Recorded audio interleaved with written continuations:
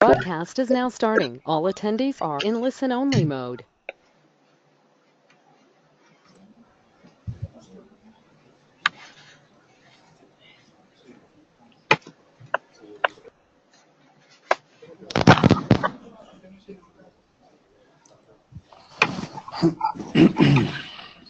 Se pone en verde y estaría abierto.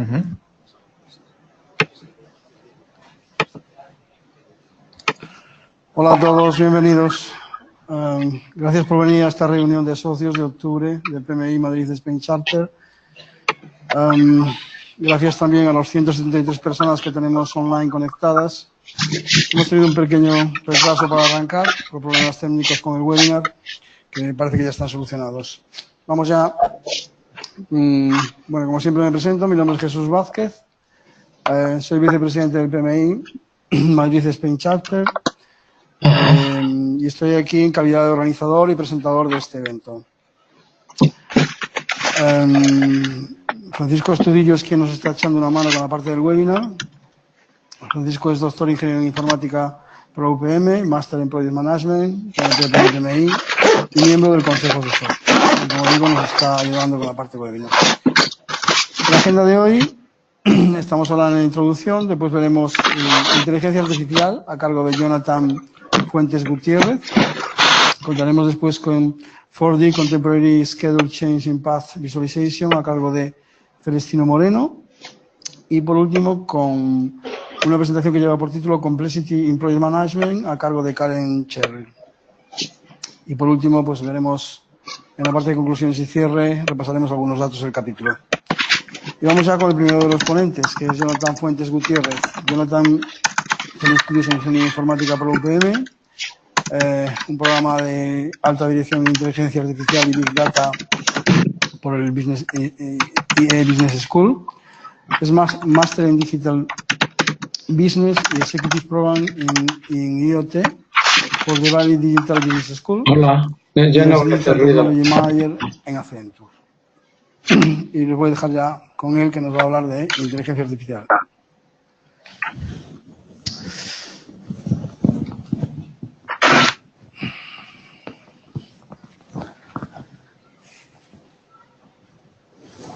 No entra.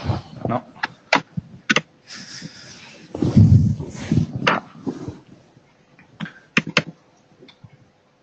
Ahora sí. Ahora sí. Bueno, pues nada, buenas tardes. Como decía Jesús, soy Jonathan Fuentes, soy ingeniero en informática y bueno, pues soy consultor en Accenture. Estoy en un grupo de advisory tecnológico, en mi caso focalizado en inteligencia artificial.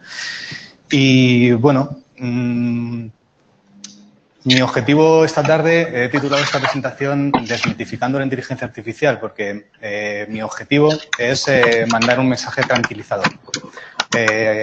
Prácticamente todo el mundo hoy en día está hablando de inteligencia artificial. Hasta cuando vas a coger el taxi, pues se habla de inteligencia artificial. Y hay, pues, fundamentalmente dos tipos de perfiles o dos tipos de comentarios, ¿no? Hay mucha gente que considera o que habla de casi de ciencia ficción, ¿no? Hay gente que vive en Black Mirror y que creemos que la inteligencia artificial va a ser, pues, pues que va a transformar todo y que lo está transformando todo de forma radical. Y hay mucha gente que ante este impacto, pues, considera o tiene ciertos recelos o siente, pues, que hay algo que desconoce y que hay algo, pues, que le puede estar amenazando de alguna forma, ¿no? Entonces, lo que yo quiero es dar una visión hoy realista de qué es lo que se puede hacer y qué es lo que no se puede hacer hoy en día con inteligencia artificial y cómo lo hacemos, ¿no? Es único que puede ser interesante en este foro. Entonces, bueno, aprovechando que estamos en estas modernas instalaciones de Microsoft, quiero empezar con un pequeño vídeo que han hecho ellos.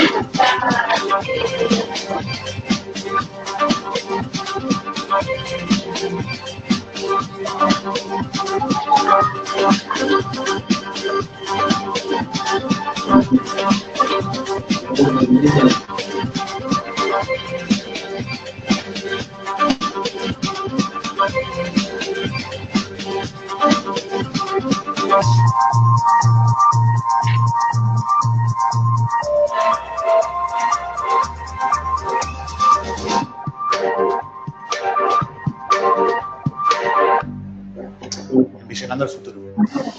¿Qué os parece? Black Mirror. Lo curioso de este vídeo es que es como Microsoft veía el futuro, pero este vídeo tiene 9 años y es como veía el futuro dentro de 10 años, o sea, en 2019. Pues estamos en octubre de 2018 y algunas de estas cosas parece como que todavía no han llegado, ¿no? Pero hay otras que sí, es decir, no parece como que a tanto no hemos llegado todavía, pero hay otras cosas que sí. Por ejemplo, en Airbus ahora mismo se están utilizando técnicas de realidad aumentada. Quizá no hace falta que utilicemos las gafas, las smart glasses, pero quizá con una tablet podemos utilizar, o Airbus está utilizando, para hacer la ITV previa de las aeronaves cuando van a salir al mercado, que tienen que pasar para ponerlas a disposición de los compradores, ¿no? Para que os hagáis una idea, Airbus detectaba hasta 600 fallos en las aeronaves antes de ponerlas en producción, y el hecho de tenerlos con una tablet y que un técnico a distancia, que a lo mejor está en Toulouse o a lo mejor está en cualquier otra factoría de Airbus, te vaya diciendo por dónde tienes que ir o dónde tienes que ir tocando, pues ahorra muchísimo ese time to market, esa disposición de la aeronave al comprador que quería o que haya comprado la aeronave, ¿no? Pero esto es el caso de Airbus, pero se está utilizando pues para analizar el estado de las infraestructuras en cuanto a, pues, a tuberías, el hecho de que tú puedas tener mapeado este centro, estas instalaciones, y tú puedas ir con una tablet y la tablet te permita ver más allá sin tener que abrir y sin tener que hacer ninguna cala, ver cómo están las tuberías por dentro porque tiene un gemelo digital de la instalación que ya hay, es algo que se está haciendo con realidad aumentada. O conoceréis o habréis oído hablar del caso de Amazon Go. Amazon Go es la visión que tiene Amazon de cómo va a ser el retail en el futuro, cómo va a ser sin puertas, cómo va a ser sin cajeras, sin que tú vas y puedes ir con una disposición de sensores, bueno, pues un poco mezclado con visión computacional, con tarjetas RFID que se colocan en los productos, cómo puedes ir y te va contando todo lo que vas cogiendo y te vas soltando, pero todo lo que te vas quedando en tu cesta, y al pasar por la puerta tú te has logado previamente con una aplicación y te lo carga, ¿no? Esto ahora mismo Amazon está perdiendo pasta con esto, ¿eh? O sea, no funciona 100%, pero lo tienen a modo de piloto, es como una prueba, ¿vale? Entonces ellos están utilizándolo para testearlo, ver por dónde hace aguas e ir solucionándolo, ¿no? Yo siempre he dicho que esto, donde mejor, si lo quieren pilotar de verdad, donde lo pueden pilotar es en cualquier barrio de estos interesantes en las afueras de Madrid, que podría ser un sitio perfecto, ¿no? Porque al final, donde la elección de tus vecinos es súper importante, ¿no? Muchas veces se elige al azar En el caso de Iberia ya no va a ser así. ¿Quién no ha sufrido un vuelo en el cual pues quería ir trabajando, quería ir descansando y el compañero de al lado de vuelo pues ha tocado el típico pesado pues que quiere charlar o que está hablando con el otro, ¿no? Pues Iberia utiliza la información que tiene de sus clientes para que cuando tú vas a comprar un vuelo pues te permitan, digamos, que recomendar cuál es la posición del avión donde tú mejor pues te vas a poder sentir, digamos, en tu mismo ambiente durante el vuelo, ¿no? Incluso, pues, en este caso, pues ahora mismo tú puedes seleccionarlo, pero la idea es que esto sea un motor de recomendación que Iberia te permita decir, oye, pues, si tú que quieres viajar o que eres del Atleti, pues no te voy a poner con este que es del Madrid, por ejemplo.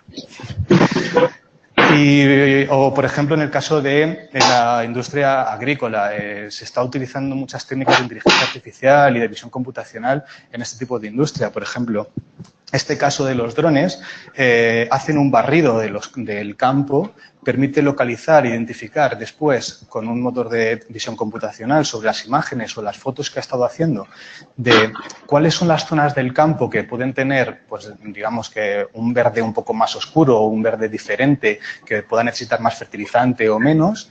Eso lo que genera es digamos, un mapeo de todo el campo que después con un USB se lo puedes enchufar al tractor, porque los tractores son máquinas que están infinitamente mejor logradas que, por ejemplo, fíjate tú del coche autónomo. Los tractores están mucho más avanzados que los coches autónomos. Entonces se lo puedes chutar y el tractor va por el campo y va echando la cantidad de fertilizante justamente que necesita dependiendo de las necesidades de esa zona concreta. El ahorro que os podéis imaginar en ese tipo de productos que son carísimos es increíble, ¿no? Pero, ¿podemos considerar que todas estas tecnologías o estos casos son inteligentes? ¿Hay inteligencia detrás de esto que están haciendo estas máquinas? Porque, ¿qué es la inteligencia? Hay muchas definiciones de lo que es la inteligencia, pero si buscamos una que pueda ser fácil de explicar, porque esto es una pregunta muy filosófica, ¿no? Pero consideramos que una persona es inteligente, o consideramos la inteligencia, la capacidad que tenemos, o que tenemos las personas, o no sé, los perros, mi perro es súper inteligente, la capacidad que tienen de generar una memoria donde tenemos o hemos ido introduciendo todas nuestras vivencias, todas nuestras experiencias, y tenemos un volumen de datos brutal de todo lo que hemos vivido. Ser capaces de, con esa memoria, ir seleccionando unos determinados patrones o formar un conjunto de patrones que nos permita hacer predicciones en el futuro a corto o a largo plazo. De esta forma, por ejemplo, yo conozco a Jesús de las veces que he venido a estas de TNI y yo, de las veces que le he visto, mi cerebro ha guardado una imagen de cómo es la cara de Jesús. Por lo tanto, yo ahora mismo, cuando he entrado aquí a la sala y le he visto, mi cerebro le ha visto su ojo derecho, su ojo izquierdo, su nariz, su boca, y en ese momento mi cerebro ha predicho que con un 98% de probabilidades esa persona era Jesús, porque ya tenía información almacenada de que esa persona era Jesús. En el momento en el cual he visto la cara entera, pues he podido confirmarlo al 100%. Si Jesús hubiera venido con una peluca roja, pues yo le hubiera visto los dos ojos, la nariz, la boca, y mi cerebro hubiera dicho, hostia, espérate que no puedo confirmar al 100% que esta persona sea Jesús porque hay una cosa que me choca contra el patrón que yo tenía.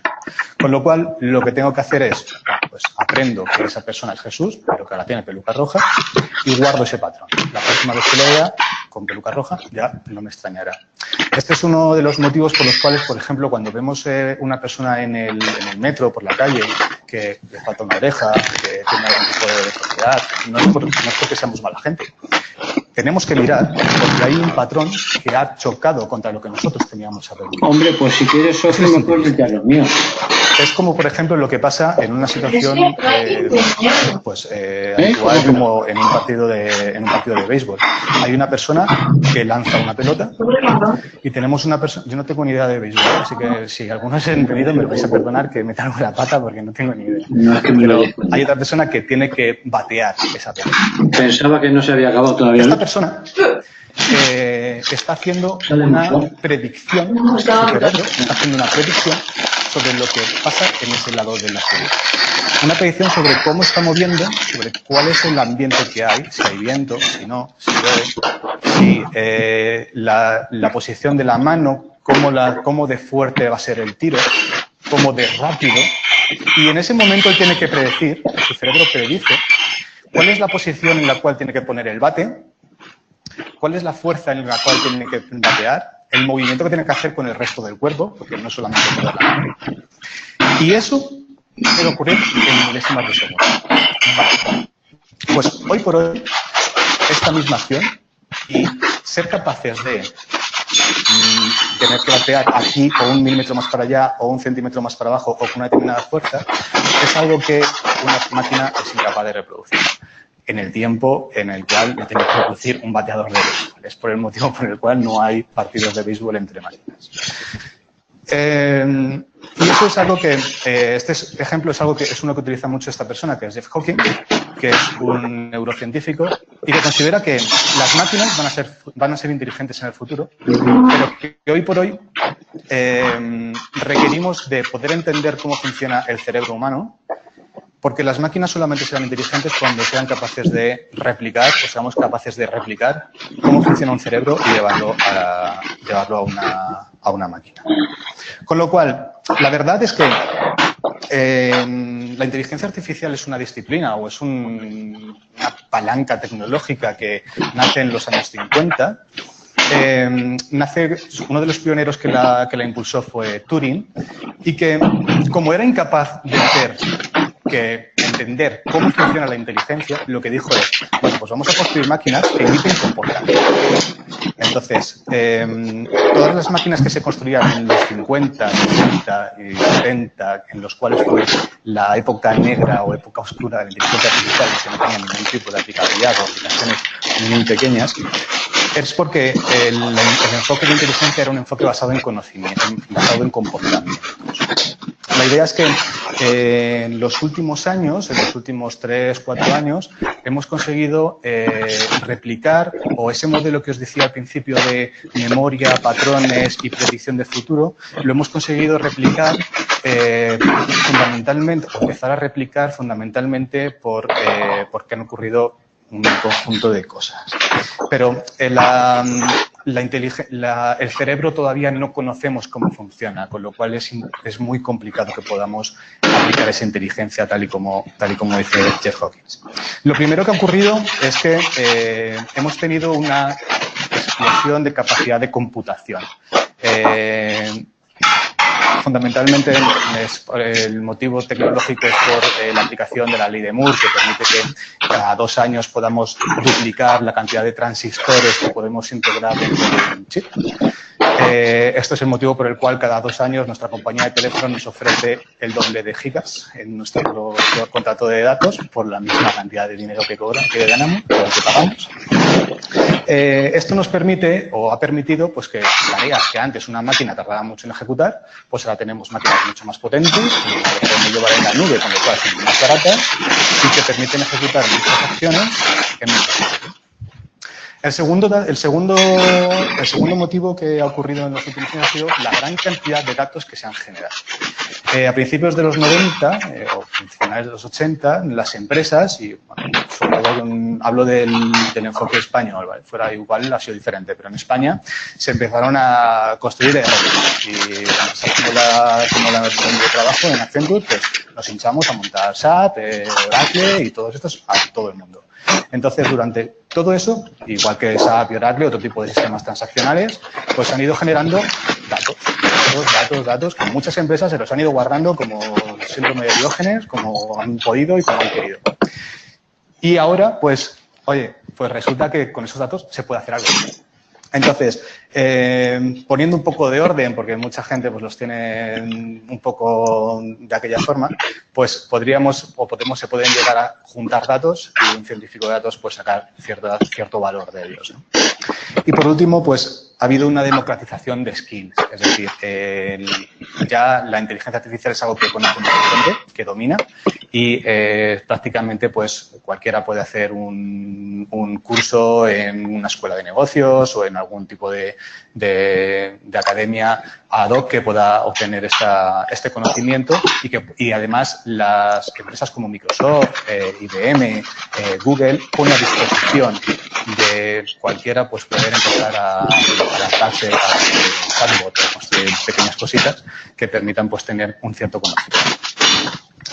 Con lo cual, hay cosas que se pueden hacer, ¿vale? Igual no es Black Mirror como decíamos al principio, y es importante que lo podamos hacer ahora, fundamentalmente porque ya no existen barreras. Las barreras para quien quiere ponerse a hacer temas de inteligencia artificial, pues no, las que hay son muy salvables. Uno de los mitos que querías hacer saltar aquí es que incluso no es caro montar algo de inteligencia artificial o empezar a explotar mis datos, sobre todo si aplicamos técnicas de desarrollo ágiles, como os explico después, y que pues, tienen una gran aplicabilidad aquí. Y esto pues no es una carrera, pero casi. Es decir, podemos hacer dos cosas. O invertimos en algo muy novedoso, que hay poca gente que lo pueda hacer, y me destaco mucho de mis competidores porque tengo algo que no tiene nadie, pero es que si no hago nada, todos mis competidores ya lo están haciendo, con lo cual me quedo el último. Entonces, la peor situación es ir con el resto de la gente que ya está haciendo cosas de inteligencia artificial. Con lo cual, hay cosas que se pueden hacer. Ya tenemos datos, tenemos un Big Data, casi todo el mundo tiene un Big Data, tenemos gran capacidad de computación, posibilidad de ir a la nube, tenemos gente, tenemos skills y el tiempo para ejecutarlo pues es este momento. Y ya hay cosas que se están pudiendo hacer, ¿no? Fundamentalmente, cosas que son servicios cognitivos, que lo que hacen es que simulan el comportamiento de las personas, las capacidades que tienen las personas, como por ejemplo para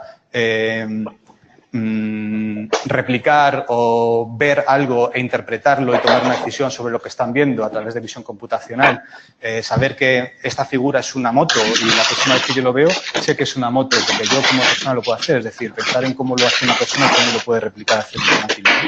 O la capacidad de interpretar el tono o las voces a través, o sea, quien no ha llamado a un asistente, a una centralita y le ha atendido la llamada un asistente virtual, ¿no? No uno de estos que no se enteran de nada, sino un asistente virtual que realmente es uno que entiende y que puedes mantener una conversación. No sé si habéis visto un vídeo que salió hace unos meses sobre Google en el cual una persona era llamada en una peluquería, era llamada por una asistente virtual de Google para hacer una cita. El asistente virtual de Google ya no es una voz metálica como pasaba antes, sino que estas muletillas pues sí, eso lo replica y lo es capaz de hacerlo, con lo cual esa capacidad ya la tienen las máquinas.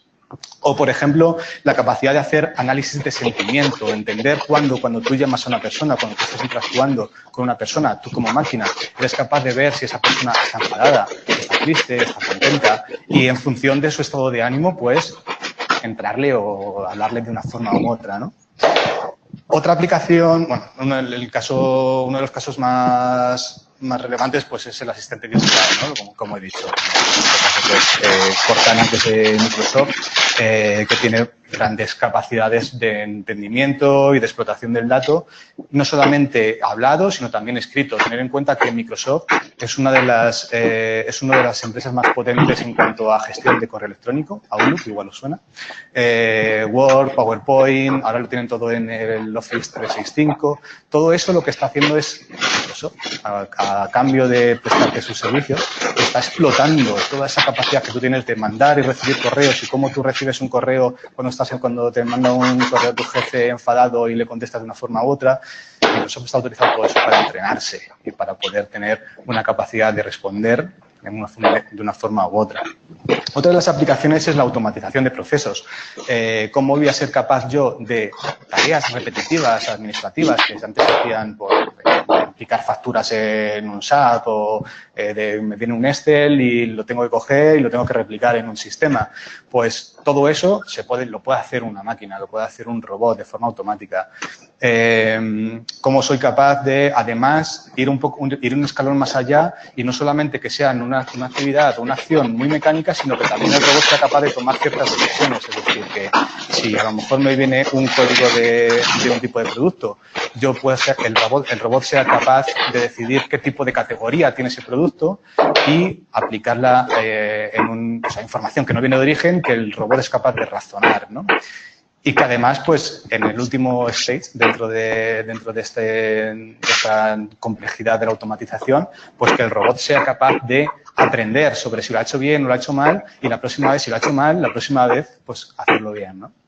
Esto es algo que se está haciendo muchísimo en entidades financieras, por ejemplo, en un gran volumen de tareas mecánicas que ahora mismo las hacen de forma manual. O, por ejemplo, pues la analítica avanzada. Cómo yo puedo, con todo ese volumen de datos que ya habíamos hablado que tenemos en la actualidad, cómo puedo explotarlos, cómo puedo juntarlos para decidir o para tomar decisiones, ¿no? Pues es algo que podría estar utilizando Papá Noel, ya no para saber si te has portado bien o mal, sino para establecer un patrón de cómo eres tú y cómo son los niños que son como tú, y en base a eso predecir si el año que viene te vas a portar bien o te vas a portar mal, porque todos los niños que tienen esa edad, que realmente llevan no sé qué, pues el año que viene se van a portar mal, con lo cual van a tener carbón. Vale, pues algo así, ¿no? Y todo esto, todas estas automatizaciones cosas que antes hacían las personas y que ahora hacen los robots, ¿qué va a pasar con las personas, ¿no? O qué es que nos vamos a quedar todos sin trabajo, ¿no? Los consultores seguro que sí, pero ¿qué pasará, ¿no? Aquí hay tres ejemplos, ¿no? El primero es el repartidor de hielo. Antes, cuando no existían frigoríficos, pues había fresqueras y iban los repartidores de hielo con bloques que eran los que mantenían fresca la comida en un armario, ¿no? El segundo es el alumbrador, el que iba farola por farola encendiendo con fuego o después, cuando se hicieron los conductos de gas, pues encendiendo la mecha, ¿no? El primero se quedó sin trabajo cuando se inventó el frigorífico. El segundo, cuando se inventó la electricidad y se llegó a las ciudades, ¿no? El tercero es muy curioso y lo he descubierto preparando esta presentación, que es el leedor. Es una persona que en las fábricas de cigarrillos en Estados Unidos simplemente se dedicaba a leer los periódicos para que se entretuvieran los trabajadores. Pues su trabajo dejó de tener sentido el día que se inventó la radio, ¿no? ¿Estáis de acuerdo conmigo que la radio,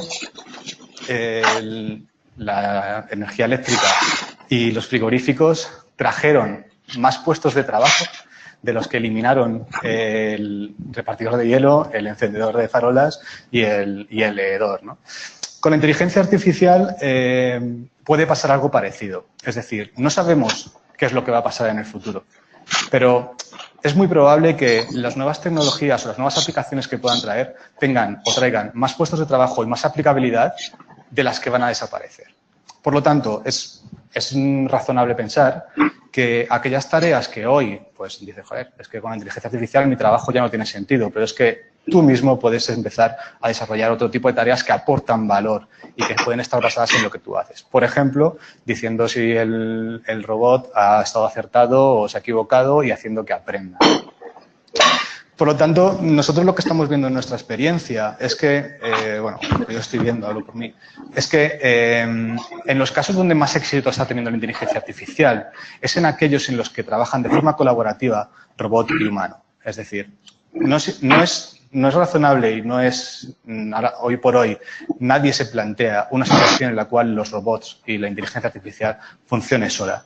Siempre de donde más valor se aporta es aquello en el cual se coge lo mejor que puede aportar una persona con su capacidad de trabajo, con su experiencia, y las tareas repetitivas o las tareas que pueden ser soportadas por una máquina. Es lo que llamamos el Human plus Machine, ¿no? Que es una teoría que ahora mismo pues está teniendo bastante interés. Y por último, pues bueno, ¿cómo montamos esto? Ya anticipaba antes que al final lo que tiene más sentido es que este tipo de proyectos, sobre todo porque son muy innovadores, se implanten, se lleven a cabo siguiendo metodologías ágiles en la cual pues podemos fallar rápido, fallar barato, y podemos al final ir poco a poco montando un sistema que tiene cierta envergadura desde el principio, tratando de hacer cambios o viendo un poco cuáles las capacidades que me interesan introducir o quitar dentro de mi modelo que tenía planeado inicialmente. Esto es un roadmap muy típico, muy alineado con metodologías de desarrollo ágiles o metodologías de gestión de proyecto ágil. en la cual, pues, al final siempre confirmas al principio un business case o cuál va a ser el beneficio que va a tener tu implantación o tu desarrollo. Es muy fácil sacar un business case de implantación de palancas de inteligencia artificial y es muy fácil después confirmarlo, ya os lo anticipo. El siguiente paso es, donde empezaría nuestro desarrollo ágil, es en el pilotaje. Al final lo que hago es, como os decía, que está haciendo Amazon Go con sus tiendas en Illinois y en Silicon Valley y tal, muy controladitas, donde nadie me va a robar, donde lo tengo todo muy acotado. Y a partir de ahí pues empiezo a escalarlo, ¿no? Y lo monto en Vallecas, lo monto en Moratalaz y veo qué pasa, ¿no? Y empiezo a desplegarlo por centros, por otras plantas, etcétera, ¿no? Y al final, pues, opero este tipo de... Al final es muy interesante conocer que un robot siempre está vivo y un robot tiene que ir aprendiendo y al final es muy interesante y es muy importante que esa operación y esa operativa siga acompañándole durante toda su vida, ¿no? Por ejemplo, si automatizo un proceso con un robot que me tiene que coger un dato de un Excel y me lo tiene que subir a un SAP en un determinado campo, si yo de repente cambio ese SAP y pongo un Oracle, pues el robot tengo que decirle que le he cambiado el Oracle y le tendré que hacer lo que ahora mismo hacemos un knowledge transfer y reciclo a mis empleados porque antes trabajaban con SAP y ahora trabajan con Oracle, pues lo tengo que hacer igual con los robots, ¿no? Entonces, algo parecido, ¿no? Al final, yo siempre digo que un robot en una empresa es lo mismo que una persona, lo que pasa es que no ficha la entrada, ya está dentro, ¿no? Las 24 horas. Y nada más, no sé si queréis alguna pregunta o algún comentario, abucheos. Pues muchísimas gracias, Jonathan. Yo no sé si tenéis alguna pregunta para Jonathan. Por allí hay una. No sé quién puede acercarme un micro. Yo mismo. Gracias.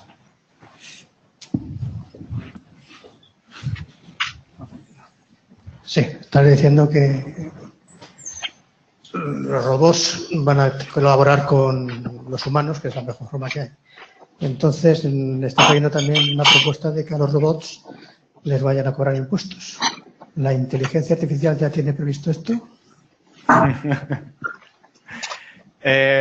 Justamente hoy estábamos discutiendo, además tengo aquí parte de mi equipo que ha venido a darme apoyo moral, estábamos discutiendo sobre una iniciativa de algunos sindicatos en España que tenían en su portfolio o estaban investigando sobre qué consecuencias tendría pues tener robots y se estaban planteando temas como este, ¿no? ¿Cómo van a pagar impuestos?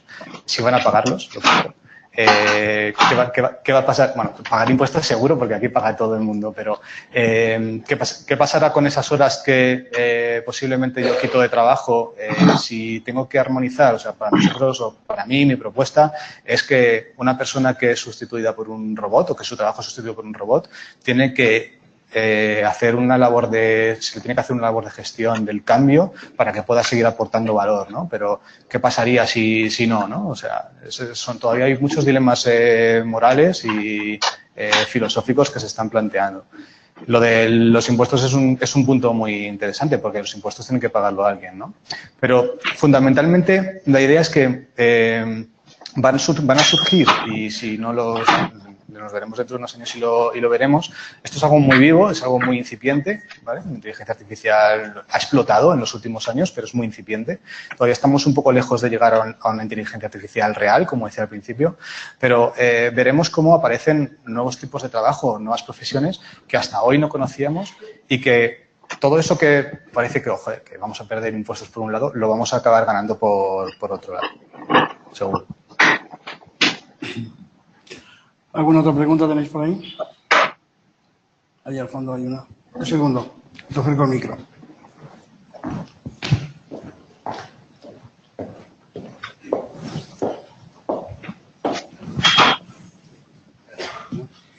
Es casi una triple pregunta.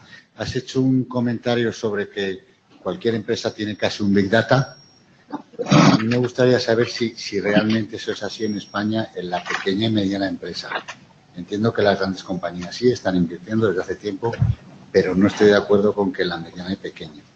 En el tema de impuestos de robot, ahora mismo, por ejemplo, todas las fábricas de automóviles ya tienen robots desde hace mucho tiempo y no están pagando, ¿no? Esos robots.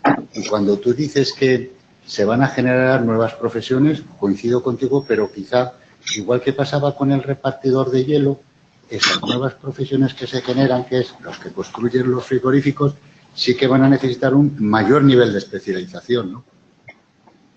Correcto. Respecto al primer punto del Big Data, es cierto que las pequeñas y medianas empresas es posible que no tengan tal volumen de datos porque su nivel de alcance es algo menor, aunque sí que para su caso sí que pueden valerse del Big Data generado por otros. Me explico. En muchos casos, hay muchas empresas que tienen tal volumen de datos que pueden monetizarlo, es decir, que lo ponen anonimizado a disposición de otras personas. Con lo cual, si tú tienes una pequeña o mediana empresa, podría servirte de la información que te puede vender otro tipo de empresas e incorporarlo y hacerte tú tus propios modelos para poder tener esa facultad. Respecto a las grandes empresas, te sorprendería saber cuáles de ellas y cuántas de ellas no tienen un Big Data y, sobre todo, no lo tienen ordenado. Porque no solamente hace falta tener datos, sino tenerlos bien preparaditos y listos. Y eso es un primer paso que muchas veces yo lo veo que me llaman para quiero hacer inteligencia artificial y te pones a escarbar un poco y, ostras, te queda un largo viaje. Respecto al segundo punto de la pregunta era sobre los robots, los impuestos que ya pagan. Efectivamente. Ya tienen robots, pero no están pagando impuestos por ello. Sí. Sí, lo que pasa es que al final es hacer un poco una conjetura sobre lo que va a pasar dentro del futuro, ¿no? Porque esas personas efectivamente necesitan un nivel de especialización que ahora mismo no tienen y que tendrán que tener una labor de gestión del cambio o un reciclaje, ¿no? Al final, no sé, yo, por ejemplo, en mi empresa lo veo a diario, ¿no? O sea, al final muchas tecnologías en el mundo tecnológico se quedan obsoletas y el reciclaje es obligatorio. Entonces, esa labor de reciclaje sí que tiene que ocurrir y esa gestión del cambio, por supuesto. Yo cuando tengo que ir a un cliente mío a ofrecerle algo de robotics, siempre voy de la mano con un framework con inteligencia artificial responsable y un plan de gestión del cambio para esas personas que se van a ver impactadas. Es lo normal. Bueno, buenas tardes. Yo quería hacerte una pregunta en referencia a lo que has comentado del Papá Noel, ¿no? De que con el conocimiento de los datos podremos saber que no son buenos. ¿Y no ocurrirá que con esos datos condicionemos a la gente para que sea de una determinada forma? ¿Quieres decir que yo mienta un poco en mis datos para que obtener determinados beneficios o algo así, ¿no? O sea, al final, hay la base de la inteligencia artificial y la base de la explotación del dato es que el dato sea correcto y que el dato sea bueno. Vale. Si mis datos no son de todo ciertos, pues la información que voy a obtener no va a ser buena. Todas las empresas tienen, o casi todas las empresas están montando, y lo veréis a diario, perfiles de cómo son mis clientes, qué me compran, qué no. Además me dicen, oye, si te logas con tu perfil de Facebook, pues lo vas a hacer mucho más rápido y ya de paso, pues te cojo, pues si eres soltero, si eres casado, si tienes hijos, cómo se llama tu prima, cómo se llama tu hermana, ¿vale? Entonces, toda esa información, al final, lo que quiero decir es que existe el dark data, ¿no? Que es datos que las empresas tienen o que las empresas están recopilando de ti, que tú muchas veces no sabes y que das consentimiento a que los tengan y que muchas veces pues no te enteras. Entonces, ¿cómo puedes hacer tú para que no sepan o para simular que eres de una determinada forma y no de otra? Si al final tienes redes sociales, tienes cookies que te están registrando y que al final siempre van a obtener esa información tuya porque es muy complicado que acabes pudiendo disimular 100%, ¿no? Pero sí, hay mucha gente que navega en Internet en privado, sí que le puedan coger cookies, sí que puedan coger su información y así pues nadie se entera de quién eres. Y podrías montarte perfiles erróneos, pero tendrías un problema y es que no te podrías beneficiar de, por ejemplo, motores de recomendación que por ejemplo, en Netflix pues te puedan recomendar películas que son de tu gusto. Si no te expresas tal y como eres, pues las películas que te va a recomendar Netflix no te van a gustar. No sé si te he respondido o... ¿Tenéis alguna otra pregunta? Si no, seguimos. Pues si no hay más preguntas, seguimos. Muchas gracias, Jonathan. Gracias.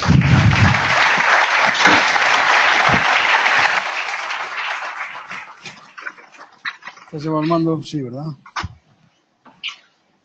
¿Me devuelves el mando? Gracias. Vamos a continuar. Ahora a continuación tenemos a Celestino Moreno Fernández, que es ingeniero de Caminos, Canales y Puertos por la Universidad de Granada. Es Master Degree en Gestión, Tratamiento y Depuración de Aguas por la Universidad de Cádiz y es ingeniero de Planificación y Control de Costes en Kingsfield Consulting. Y nos va a hablar de 4D, Contemporary Schedule Change in Path Visualization. Y os dejo ya con Celestino.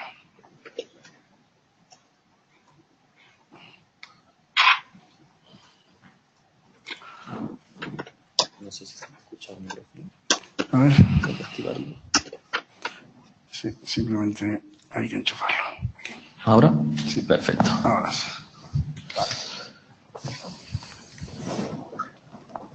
Bueno, pues buenas tardes. Me llamo Celestino, como ha dicho Jesús, y soy ingeniero de caminos. Trabajo actualmente en Kingsfield Consulting, pero estudié en la Universidad de Granada y empecé mi carrera en España. Después de trabajar un tiempo en Almería, que es mi ciudad natal, me fui a Perú, que fue donde empecé a tener contacto con la planificación en obra. Y tras esto volví a Madrid a trabajar, donde me metí de lleno en ella, en el departamento de planificación y control de proyectos de una EPCista. Actualmente estoy en Inglaterra, me moví por razones personales y estoy trabajando en Kingsfield Consulting en su departamento de planning. ¿Qué es lo que pretendo con esta presentación? Pues pretendo introduciros a la planificación en 4D, que es la herramienta que nos va a permitir poder visualizar nuestro cronograma de trabajo. Vamos a ver las distintas funciones que tiene esta herramienta y cómo podemos utilizarla en reclamaciones y en control de riesgos. ¿Cómo podemos visualizar nuestro Project Status? Supongo que sabéis lo que es BIM, porque está muy de moda ahora en España el tema BIM, porque el Ministerio de Fomento le está dando mucho boom, juego de palabras, y es precisamente BIM lo que nos va a permitir visualizar nuestro proyecto. BIM lo que hace es que no es algo físico, lo que hacemos con BIM es una metodología de trabajo en la que una base de datos y nuestros modelos en 3D trabajan conjuntamente y tenemos toda la información del proyecto de todos los entes que están participando en él, contratistas, subcontratistas, ingeniería, en este mismo modelo. 4D Planning o la planificación en 4D estaría dentro de un nivel 2 de BIM y es lo que nos va a permitir que volquemos toda nuestra base de datos de nuestro cronograma en el modelo. Y eso es precisamente lo que es 4D Planning. No es más que una integración de nuestro modelo 3D y nuestro programa de trabajo. De forma que asignamos a cada actividad un elemento de nuestro modelo 3D. Y conforme se desarrolle en nuestro proyecto o en nuestro planning esta actividad, se va a desarrollar esta parte del modelo. ¿Significa esto que 4D Planning va a sustituir a los software que estamos utilizando actualmente tanto para montar o formar nuestros modelos o para planificar? Bueno, 4D Planning o los software que actualmente trabajan con él tienen esta función, pero no está totalmente desarrollada o si nuestros proyectos son muy complejos no van a servirnos para poder actualizar el programa en ellos, sino que simplemente nos va a permitir añadir pequeñas actividades o cambiar pequeños links, pero cuando nos enfrentamos a un programa de 15.000 actividades es mucho mejor actualizar y hacer todos los cambios en nuestro Primavera y una vez hecho esto, importarlos en el modelo 4D. Aquí vemos a la izquierda el ejemplo de cómo estamos planificando actualmente en 2 dimensiones, que son simplemente barras de actividades con una fecha inicial y una fecha final, y cómo lo veríamos en nuestro modelo conforme se desarrollan estas actividades. La línea roja está marcando el tiempo o la fecha en la que estamos ahora, y conforme se desarrolla y se mueve en el tiempo, nuestro proyecto, nuestro modelo en 3D se está desarrollando. ¿Qué puede hacer 4D Planning por nosotros? Pues 4D Planning nos va a ayudar a visualizar la secuencia o la lógica que creamos en nuestro proyecto, no solo en el presente, sino en el futuro. Cuando tenemos un programa de 30 actividades, es fácil seguir esta secuencia y ver el camino crítico y visualizar en nuestra mente cómo se va a desarrollar el proyecto. Cuando tenemos muchísimas interfaces con muchísimos elementos dentro del programa y a lo mejor 15.000 actividades, no es tan sencillo. De esta forma vamos a visualizarlo. Nos va a ayudar tanto a visualizarlo como a anticipar posibles problemas que tengamos con esta interfase y esto nos va a ayudar a testearlo. Nos permite integrar herramientas de control de proyecto que nos va a hacer saber el estatus de nuestro proyecto no solo en tiempo y en desarrollo, sino también en cuanto a recursos o en cuanto a coste. Y nos va a permitir ilustrar nuestras reclamaciones y nuestros informes. ¿Cómo va a hacer esto 4D Planning? Pues básicamente trayendo nuestro programa de trabajo a la vida. Vamos a pasar de nuestro tradicional programa de trabajo en 2 dimensiones a trabajar en nuestro modelo 3D, que es como realmente va a quedar nuestro proyecto al final de todo ello. Nos va a permitir también visualizar nuestro desarrollo de los trabajos. ¿Y cómo va a hacer esto? Pues podemos crear 2 modelos totalmente diferentes en el que podemos comparar nuestro baseline con las distintas actualizaciones que tenemos.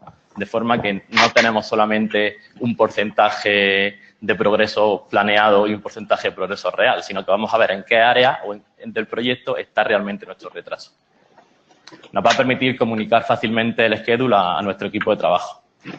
Actualmente presentamos los schedules al Project Management Team de cada proyecto y mucha gente no llega a comprender realmente cuál es nuestro plan de constructabilidad o cuál es el fin de este proyecto, o simplemente porque llegan tarde al proyecto o llegan una vez que está 6 meses comenzado y tienen que ponerse al día y no tienen el tiempo suficiente de mirar nuestra planificación. Con esta herramienta, echando simplemente un vistazo, van a comprenderlo fácilmente. Otras veces, por ejemplo, tenemos en nuestro equipo abogados o gente que no es técnica y esto les va a ayudar a comprender cuál es nuestro plan y cuál es la estrategia que queremos seguir para completar el proyecto. Nos va a ayudar a visualizar las áreas de retraso y de disruption. Normalmente en nuestro modelo en 2 dimensiones lo que tenemos es un camino crítico y este camino crítico nos va a marcar la fecha final de nuestro proyecto. Si estamos en un retraso, pues algunas actividades aumentarán la duración y podemos incluso cambiar links para evitar que aparezca este retraso. Sin embargo, con la visualización dejamos de tener conceptos o actividades a tener objetos reales. Y estos objetos reales nos van a permitir comprobar en qué áreas del proyecto tenemos que poner nuestro foco en los próximos meses para intentar ahorrarnos este retraso y en qué áreas tenemos que mejorar para tratar de no perder productividad. Además de todo esto, podemos añadir herramientas de control de proyectos que nos permiten saber en cada instante en el tiempo no solo en qué punto de construcción estamos, sino qué productividad tenemos y qué uso de los recursos estamos utilizando.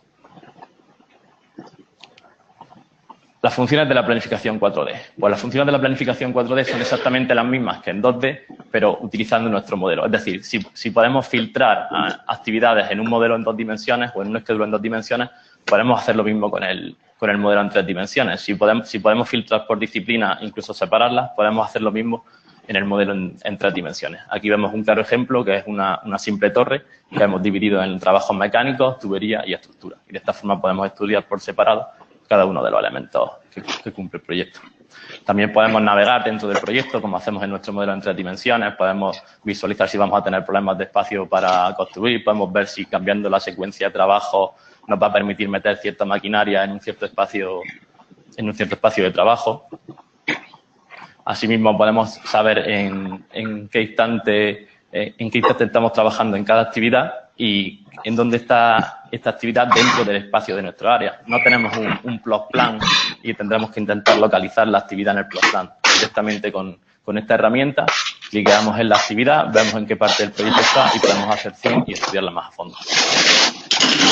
Obviamente podemos comparar nuestro baseline con la última actualización de nuestro cronograma de trabajo y esto nos va a permitir visualizar directamente dónde estamos retrasados. Es decir, sé que tengo un 70% versus un 80%, es decir, voy un 10% retrasado en el proyecto. Con esta herramienta no voy a atender a porcentaje, voy simplemente a visualizar dónde está mi retraso. Una vez que tengo visualizado mi retraso, puedo filtrarlo y puedo ver que efectivamente en la disciplina, por ejemplo, de tubería, estoy retrasado en la área 2. y no solamente puedo hacer esto, sino que a su vez puedo señalar dentro de este retraso cuáles son las actividades o las áreas donde mi actividad es mayor y donde tengo que poner más recursos o más empeño en tratar de cumplir para lograr mejor. Una vez que hemos filtrado estas actividades críticas, podemos saber incluso el estado en cada momento que va a tener cada una de estas partes. Es decir, si está todavía en isométrica, si está en fabricación o si está en envío. Sabiendo en qué estado está cada uno de estos, podemos planear diferentes estrategias para cada uno de los diferentes elementos de nuestro camino crítico. Así están todos como más juntos, ¿no? Otra cosa que es muy importante y que es muy útil para lo que podemos utilizar la planificación en 4D es para hacer un mapa de recursos de nuestro proyecto. Es decir, en cada momento, en el tiempo, tanto pasado, presente como futuro, vamos a saber dónde hemos utilizado nuestros recursos, dónde estamos utilizándolo ahora mismo y dónde vamos a utilizarlo en el futuro. Esto nos permite en un futuro, por ejemplo, como vemos en el modelo de la derecha, ver si tenemos algún problema de que están trabajando en el mismo área, recursos de, por ejemplo, civil, como vemos en el área 3, y mecánica, y esto no puede ser. Por lo tanto, tenemos que revisar la lógica y conseguir una adecuada distribución de recursos para nuestro proyecto. Por la caja tumbada. A la vez que podemos ver dónde estamos trabajando en cada momento, también podemos crear un mapa de calor de recursos, que es qué cantidad de recursos están trabajando en cada momento. Y podemos disponer de diferentes estrategias y ver con cada estrategia qué cantidad de recursos vamos a utilizar y elegir entre ellas. De esta forma vamos a ahorrar tanto coste como tiempo. ¿Cómo podemos visualizar los cambios a partir de la herramienta 4D? Pues esto lo vamos a ver a través de un simple ejemplo. Nosotros somos el contratista y hemos recibido una reclamación de uno de nuestros subcontratistas que nos está diciendo que ellos van a llegar tarde a la fecha de fecha final de sus trabajos por culpa de nos vamos al modelo 4D y vemos que efectivamente para estar retrasados dentro de 3 meses y comprobamos en nuestro formato habitual de hoja de Excel que efectivamente los planos están retrasados por culpa nuestra porque no vamos a tener la información necesaria para completar los planos de civil.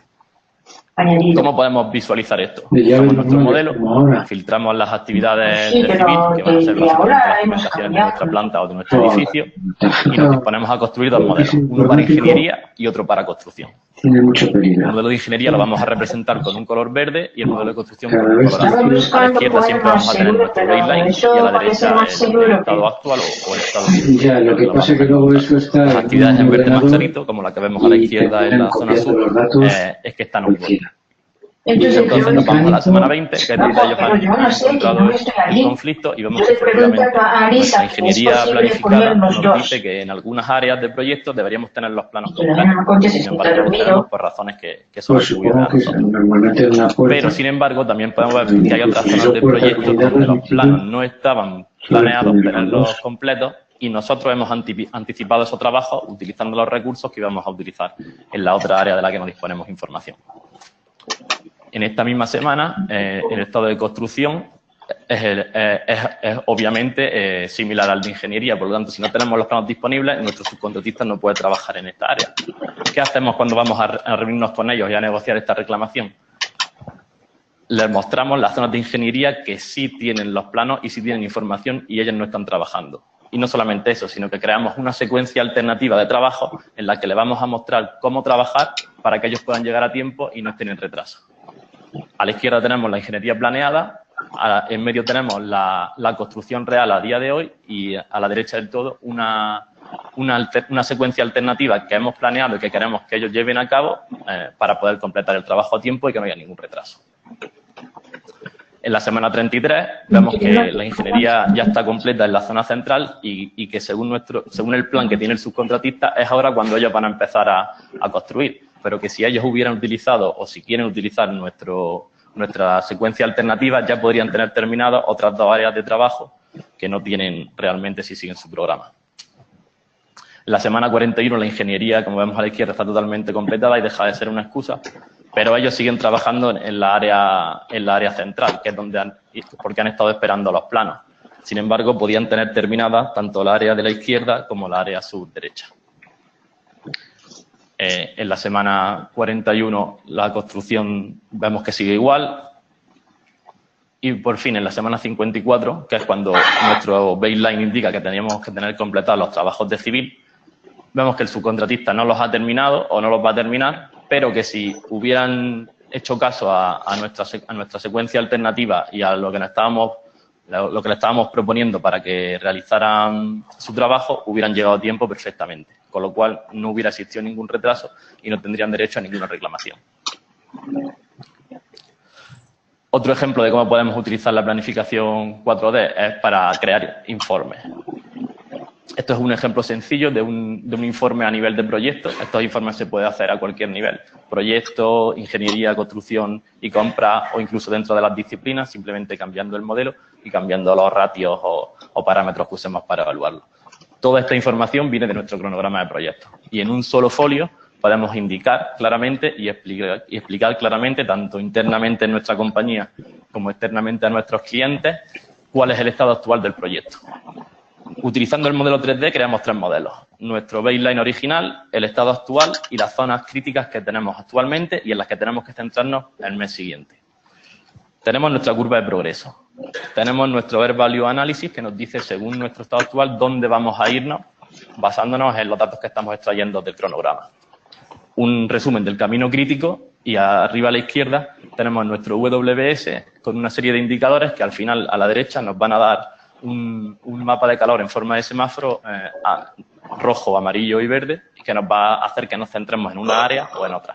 Esto va a permitir que gente que no está en el proyecto, CEOs de la compañía o incluso el cliente pueda hacernos preguntas y pueda indagar más y puedan ayudar a colaborar a que nuestro proyecto llegue a buen culmen. Como resumen, quería mostraros un vídeo de todo lo que hemos visto para que visualicéis un poco cuál es el estado real. Vamos a pasarlo. No. Sí. Te veo un lío. Nuevas tecnologías. No, déjame que... Sí. Vamos directamente al vídeo. Sí, mejor. Ya que nos hemos salido. Que es este de aquí, ¿verdad? Sí, perfecto. Amplíalo, por favor. Ahí. Vale, ya lo abrimos, tío.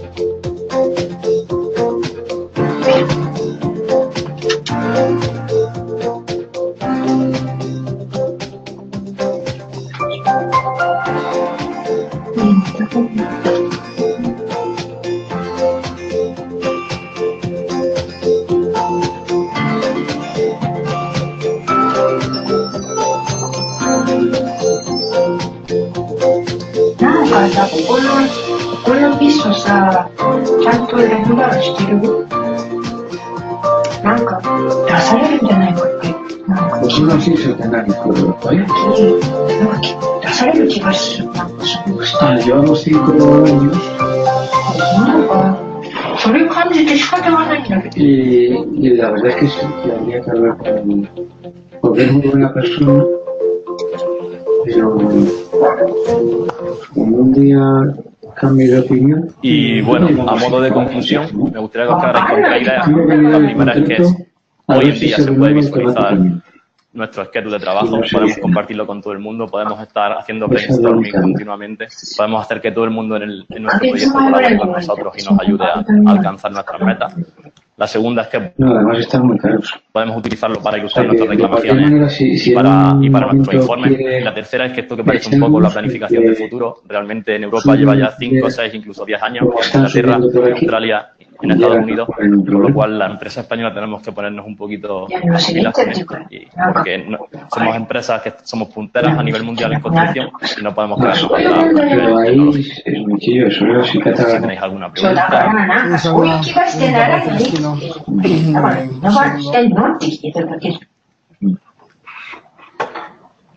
voy a buscar con el micro, Carmen, me parece que sí. Hay es varias. olvidar el contrato para no tener respuestas.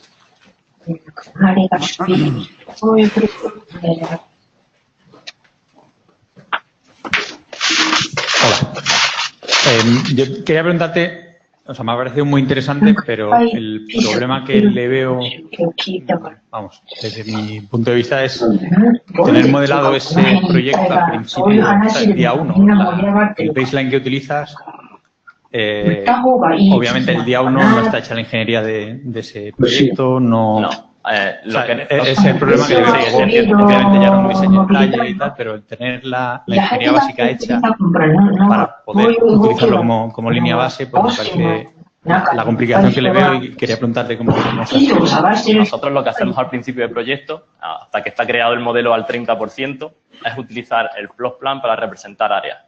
Creamos áreas y cubos y con esto visualizamos, hacemos que nuestro proyecto esté visualizado en áreas al menos.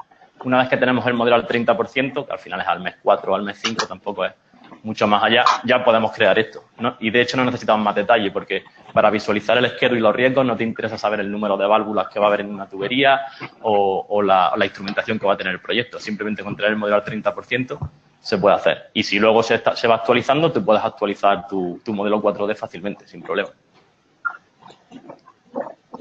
No sé si he respondido.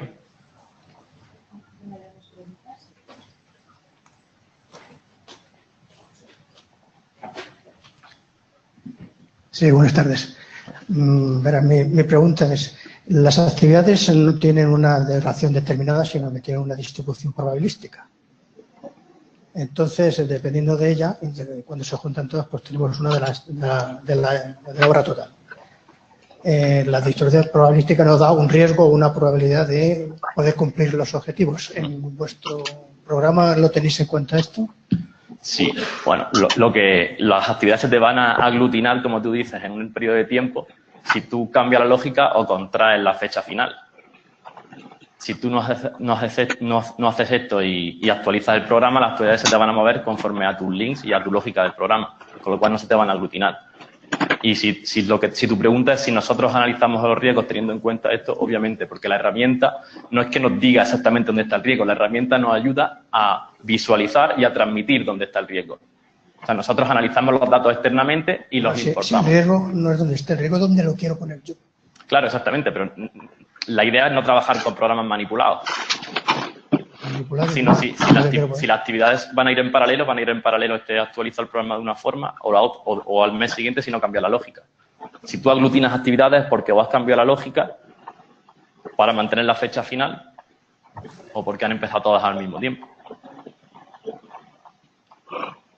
Pero si usa las fechas tempranas, las fechas tardías, incluso están ya desarrollando el mismo Monte Carlo que el Luis.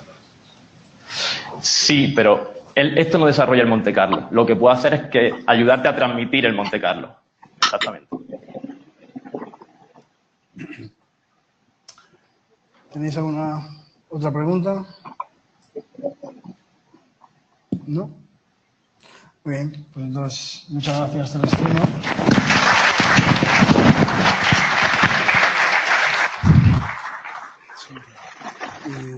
Y vamos a seguir. Voy a presentar al siguiente ponente,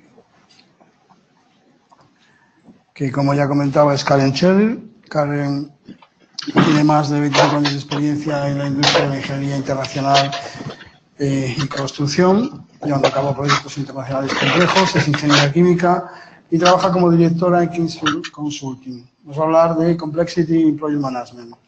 Os dejo ya con Karen.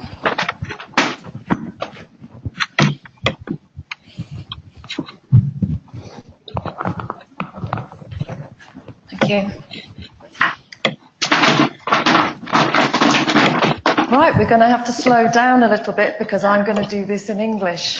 So I've been trying to understand what's been said before, and I'm getting this much. But if any of you are not understanding what I'm saying, now we're in English, please ask me to slow down or repeat. So my name is Karen Carroll, and I've been working in the process plant industries for more than 30 years now, all over the world, which I've thoroughly enjoyed, lived in lots of different places. But what I have learned is that all projects that I'm working on end up being pretty complex ones, and that's what I want to talk to you about today. So I'm originally a chemical engineer, but I've forgotten most of my engineering. But I am able to talk to project teams and understand the problems, and also, importantly, empathize with the problems that they have. So my particular areas of interest are complexity, risk, big mega projects. I've just come back from working in Turkey on a $4 billion new refinery, and those are the sorts of projects that I like to get involved with. And in addition to Celeste here, I'm also joined by Fernando Falcon, who is our country manager in Spain. As Kingsfield Consulting, we're doing quite a lot of work with Spanish companies at the moment. You guys are absolutely going out into the world, selling and delivering your projects. Like all companies, the market's difficult, and sometimes you get into problems the same way as most companies do. And that's really what I wanted to talk about today, is to maybe some thoughts as to why we get into problems with some of these really big projects. So our aims, my aim for this project is to show why you may be interested in the subject of complexity, and why I think it offers a little bit of an explanation as to why costs and schedule can spiral out of control on projects.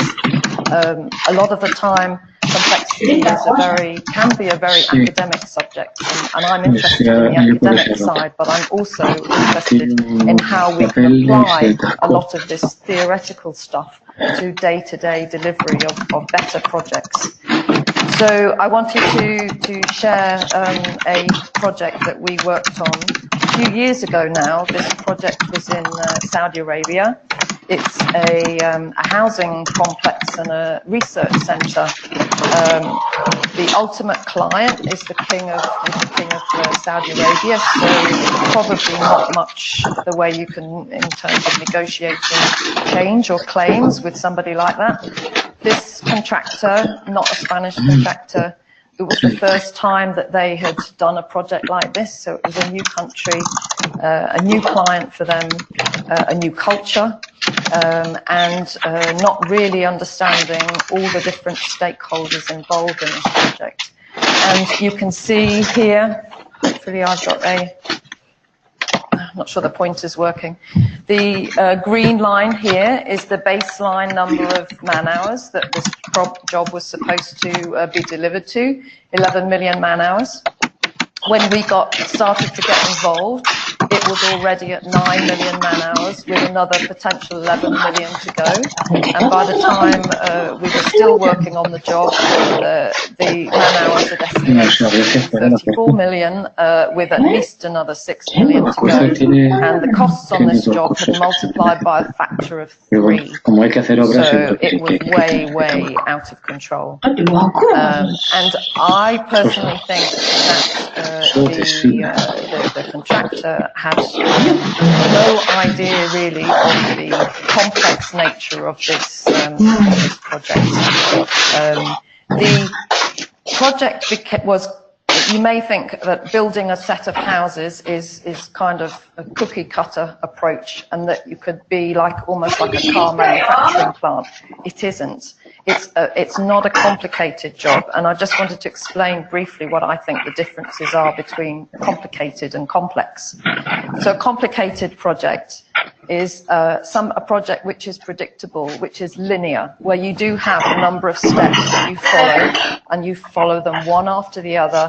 And if you follow them one after the other, you're pretty safe that you're going to end up where you intended. So a car manufacturing plant is a very typical project where you know that if you start at the beginning, you're going to go through a series of steps and you're going to end up with your cars manufactured at the end. And it can be modeled, and you can assess, you can see what happens if you change that model.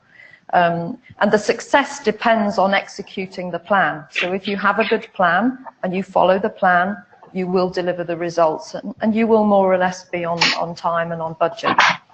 A complex project is much more unpredictable. It's non-linear. You have lots of recycle loops. One of the key things in complex projects and in complexity is the behavior called emergence. And this is about unexpected things coming out of nowhere. The law of unintended consequences. So you get a lot of emergent behavior coming through. So you have to be able to adapt. You have to not be able to cling on to your plan and refuse to move as things change. You get lots of recycle loops.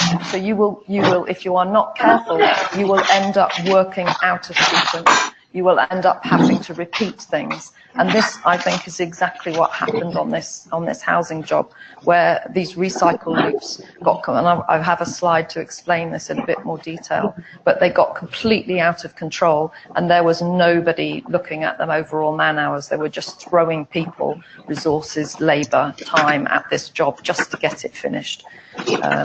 So there's not always a clear correlation between cause and effect. If you do something, there are so many interdependencies in the system that you cannot map that if I take an action here, that it's going to have this outcome here, because it has a lot of knock-on effects. So you have to move with the system. So the success depends not on the execution of a fixed plan, it depends on your ability to continually adapt. And it also depends on having a team that is happy to work in that kind of environment, and not all team members are.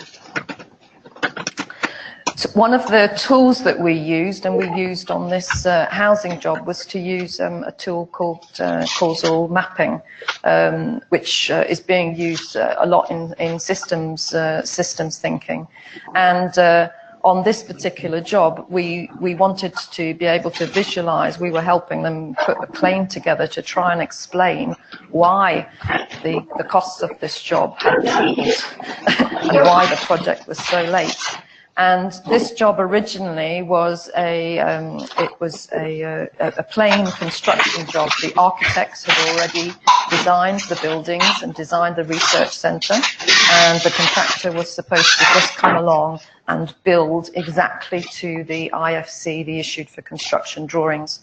What happened was, as soon as the contractor started to build, it became clear that the IFC drawings weren't fit for purpose. They weren't finished. There were mistakes in them. It's the classic clash between architects and engineers that happens everywhere. And because of that, we got lots of these recycle loops going on, with nobody really understanding what's happening in this system. The contractor ended up just bringing in any subcontractor that they could find. The market was really heated at the time, and they just found anybody that they could find. They didn't put in place a contract with any of these people, so they were billing man hours for I was going to say for England, for Spain, or for Saudi, but they were billing man hours. And nobody had any idea where the cost was, and nobody had any understanding of what was going on. A classic funny anecdote from this job was, as the houses were being finished, the king's daughter came to the site and she wanted to visit, and she was given a guided tour and was shown some of these houses. And she decided that she didn't like the kitchens in the houses, so she got the contractor to change all of them. at the point when the project's nearly finished. I mean, it was absolutely crazy. And our contractor just didn't know. They just said, yes, okay. I have no idea why they said that, but it's probably because they didn't want to lose a head or I don't know. But so it was just a crazy job, a very extreme one. But we see all the time this recycling and productivity, which is one of your key metrics for delivering a good job. It goes out of the window when you start to have this kind of behavior, and all of the estimates that you've done for how many hours and how long this should take just completely disappear. My feeling, and I see it, what Kingsfield does is we have probably a very unusual view of projects, because all of the ones we go in to look at, nearly all of them are failing, and they're normally failing pretty badly. So I'm hoping you guys are all doing wonderful projects, but we tend to see really bad examples of projects. What happens though is there's a lot of learning. When you go into projects like that, you get a lot of learning. And the best teams that I can see that can cope with these massive, complex projects are the type of people who absolutely love to be in that environment, who embrace continually changing and adapting. If you are the kind of person that wants to make a plan and then, I'm sorry, I'm going to stick to it and just go all the way to the end, you are not going to survive very long in the complex project world. So doing some kind of assessment of the type of people who are comfortable in that environment, particularly at the leadership level, is for me really important. And having a diversity of thought, a diversity of people who are able to bring big picture thinking, because quite often you need to change, it's like turning the Titanic around. You need to think differently. You need to start saying, what if we took this strategy? What if we did this? And that's brave. You need to be quite brave to stand up and speak those things, but also there needs to be a willingness for people to hear you. What also works, because there's no direct link, you might take an action and you don't really know what's going to happen because there are many interdependencies and interconnectivities, is we talk about something called a probe, sense and respond. So try something small, see if it works. If it works, do some more of it. If it doesn't, be prepared to change direction and do something different. And that's definitely what I've found, is that trying, if you have time is an enemy, a complete enemy of complex projects, because it means you don't have time to experiment and to try things out so much. But if you do, this kind of route really works. Diversity of thought. I'm sure all of you have experienced this silo. I'm in this box and I don't really look much outside this box, or I'm in this box and this is where I function, and I don't care what you do over there. You need to create spaces, forums, time for people to think and to share the information, because sharing that information between all the different potential silos brings huge value to project management in this situation. And having leaders who are prepared to create that time and to create a bit of budget to be able to have these, rather than just, right, we've started the job day one and all we're going to do is run as fast as we can to finish this job, and then we'll take a breath and then we'll go, oh yeah, but we've lost a load of money and we're really late because we didn't take time to think. Different ways of communicating. So I worked on another really big, I think it's 5 or 6 billion project for Vietnam, and it was one of the most complex projects I've worked on. The client was a 4-way joint venture from 4 different countries. There was a poor PMC, a project management consultant, in the middle, who was powerless to do anything. And then the contractor was a 5-way consortium of 2 Korean companies, 2 Japanese companies, and a poor little French company. Communication, amazingly, was all in English. So I'm sat in Japan working in Yokohama with this team mainly of Korean and Japanese, and they have to talk in English, which you can imagine that the quality of conversation, the richness of conversation is very, very limited. So, and finding, often it was done via conference calls to the site, and there was very poor investment in the technology at the site, so the quality of the audio line was really bad. So just basic communicating was really, really difficult. And there needed to be more, again, more time, more budget, but also some people who maybe don't have a very fixed job description, but I'm sure you will meet the kind of people who are very good at talking and gossiping and finding out what's going on. They're the people who are really good at integrating, connecting, spreading useful information, as well as some gossip as well. But you know, these are the sorts of conversations that really help in this environment.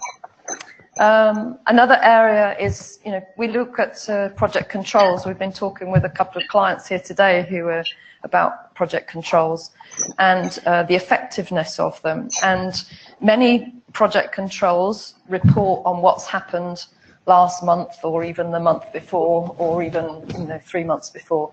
You need project controls and you need leading indicators. You need things that tell you where we're going to be, because where I've come from isn't very helpful and isn't very interesting.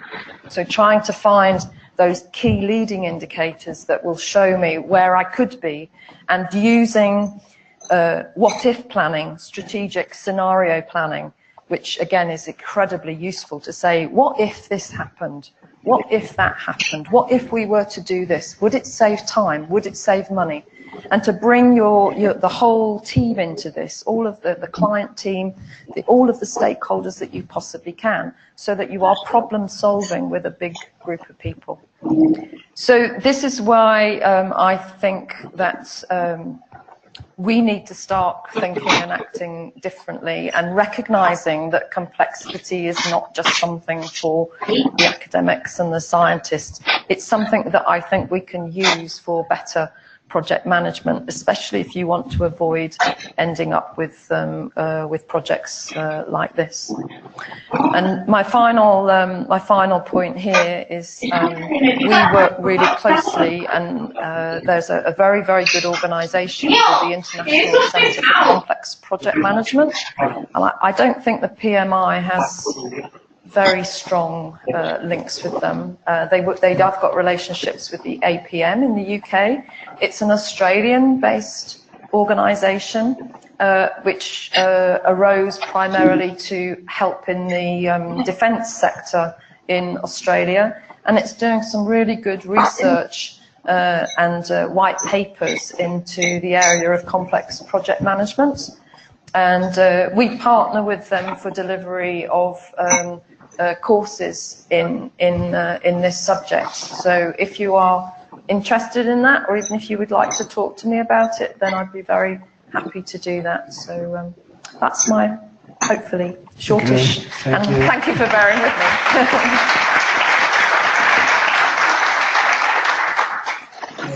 ¿Tenéis alguna pregunta para Karin? La podéis hacer en español o en inglés, como queráis. Ahí hay una pregunta, no sé si Carmen.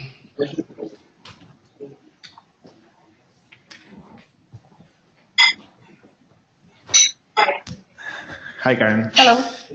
Well, I understand that complex projects are projects, but also are complex methodology for the projects, because a special point, for example, is the experience in every kind of project, and also, and very important, the methodology, because it's simple for a project to have start, develop, and but sometimes the complex project you never know how when we are going to finish. No, right? no, that's right. So my rule of thumb with this is that you need a master plan for a project. You need that big picture plan. You have to know when the key events are supposed to be over your timeline.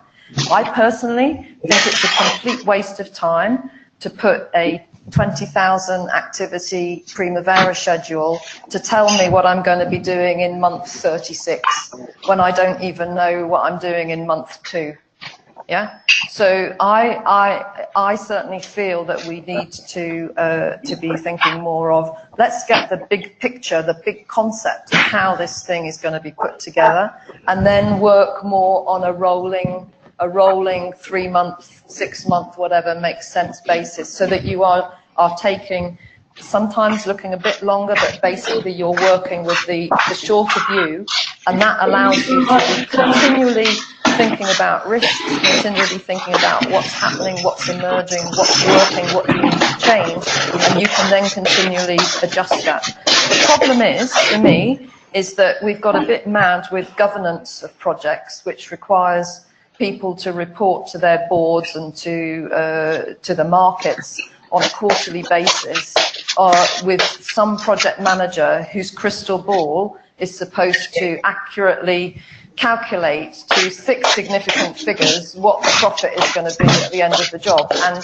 if he says he knows, he's lying, because he doesn't know. Nobody knows. It's not a criticism of the project manager, but our governance structure now is straitjacketing our people into not being able to be honest about the fact that you could stand up and say, I don't know. We will solve it. Our job is problem solving and getting from here to the end. But I need your support from above as the senior management to not be on my back to do this. But I will solve it. You can be involved. I will share information. I'll be open with you, providing that you give me the freedom to be able, that we need to adjust this as we're going along. It sounds like a new, different world, but that's the way that I believe that we should be working with projects. And it's very frustrating that we're supposed to be able to predict this thing over such a long period of time. Una pregunta aquí.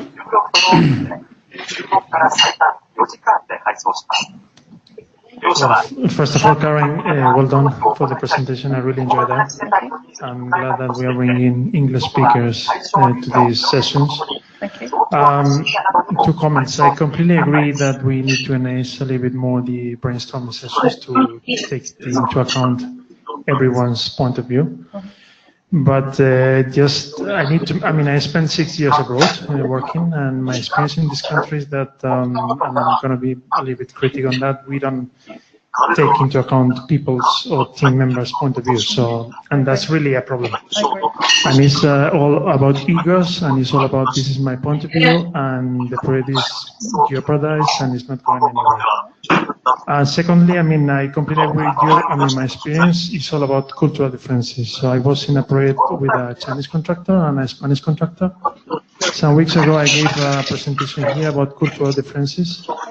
It's a very important topic to understand what's the culture you are working with. And I'm glad that you brought that in the presentation. And finally, I could be glad to talk to you later to understand a little bit more how to be a member of this complex project management organization, because I work for an Australian company, so I could be glad to understand. No, it's a great organisation. It doesn't cost very much. $500 Australian or something like that. Yeah. Thank you very much. Gracias, Santiago. ¿Tenéis alguna otra pregunta? No.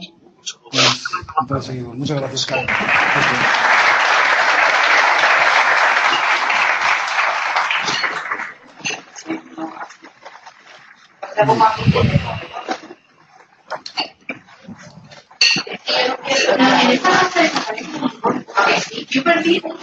Vamos a seguir con la parte de conclusiones. Vamos a sobrar el tiempo. Como siempre, el mensaje de que buscamos socios, voluntarios, mentores, ponentes, y que os animamos a que publiquéis artículos y a que presentéis pues ponencias que queráis presentar aquí en esta reunión de socios. En la actualidad somos 1.780 socios. Antes me preguntaban por aquí que cuántos éramos, pues 1.780 para ser exactos, a finales del mes pasado. 15 patrocinadores, 15 colaboradores y tenemos 6 capítulos aliados. Y vamos a dar un aplauso a los nuevos socios, a Manuel y a Ivonne, si están por aquí. Ponedos en pie, por favor, Manuel y Ivonne. Ahí está Ivonne. Gracias. Bueno, Ivonne está. Manuel parece que se rajó al final, ¿no? Bueno. Tenemos un apartado que le estamos dando cierto empuje en las últimas reuniones para que los socios comentéis cualquier tema que queráis comentar aquí. Cualquier pregunta, inquietud, comentario, propuesta que queráis hacer, ahora puede ser un buen momento. Si tenéis alguna, os damos el micro y comentamos lo que queráis. Y si no, seguimos. ¿Alguna pregunta, comentario? ¿No? ¿No? Pues seguimos. Bueno, vamos a repasar muy rápidamente las estadísticas a nivel global, que como veis, bueno, esto sigue en la línea habitual de crecimiento a nivel España y a nivel capítulo. Los datos resumidos son estos. Y bueno, básicamente a nivel global seguimos creciendo con fuertes crecimientos del 11,58 y del 8,99 respectivamente en cuanto a número de socios y número de PMPs. A nivel España también hay crecimientos un poco más bajos, pero también sigue creciendo, el 5,44 y el 7,74. Y sin embargo, a nivel de capítulo, pues tenemos un pequeño decrecimiento, que estamos viendo cómo corregir esto.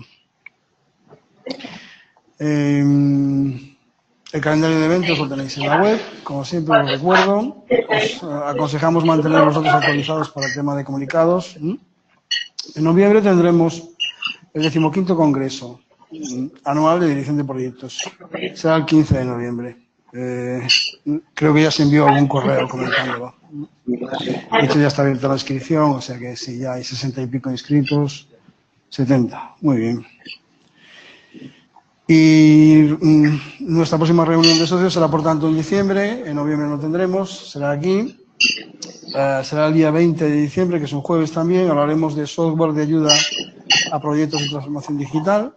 Esto nos lo va a contar Bruno Valente Costa.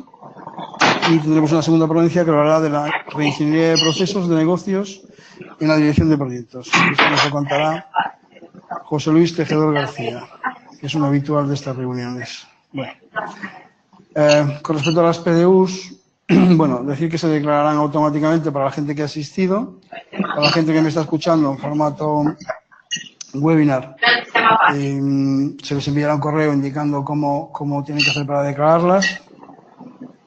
A este respecto comentar que ha habido un problemilla porque con los PDUs de septiembre, porque ha habido un cambio en el procedimiento y como siempre que hay un cambio, pues a veces se retrasan un poco las cosas. Estamos solucionando el problema y se os reportarán en cuanto lo solucionemos.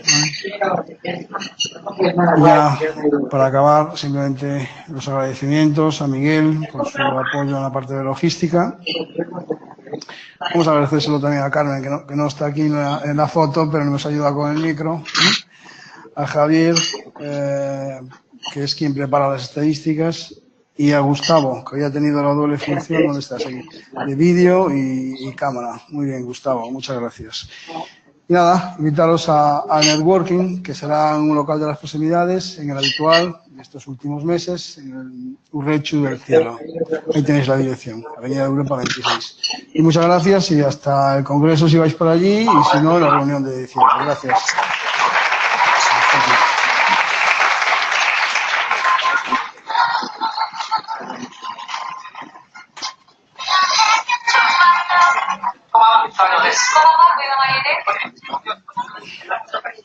Bienvenidos al congreso, al networking. Si os apetece, venimos a ver.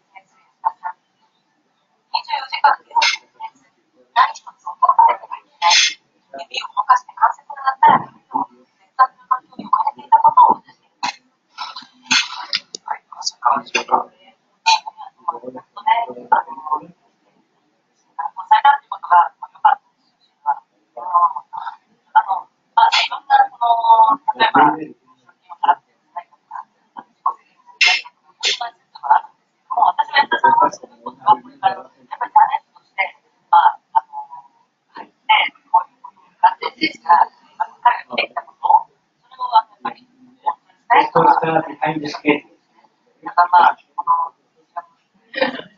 Behind the schedule, ahead of schedule. Esta cosa que vamos a poder hacer.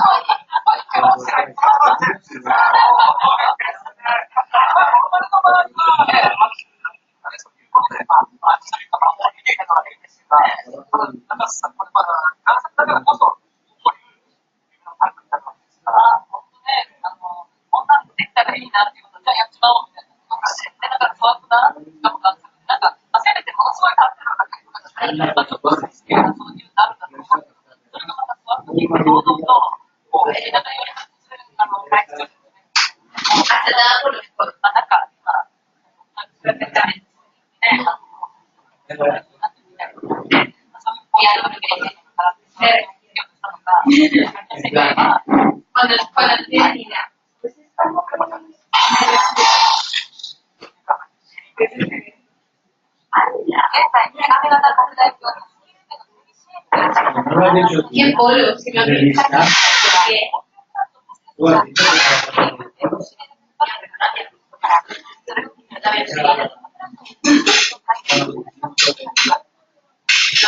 la Tierra está cerrada por la cola y el hemisferio norte se llama también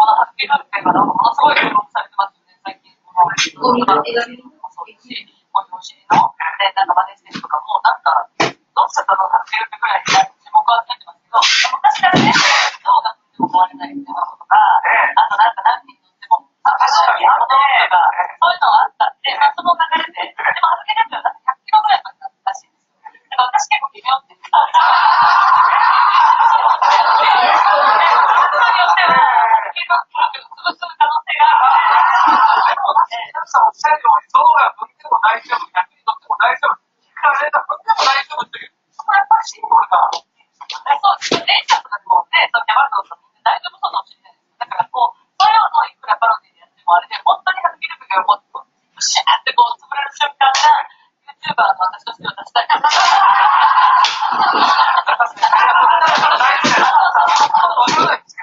しかもさ、面白いですね。考えてみたらね、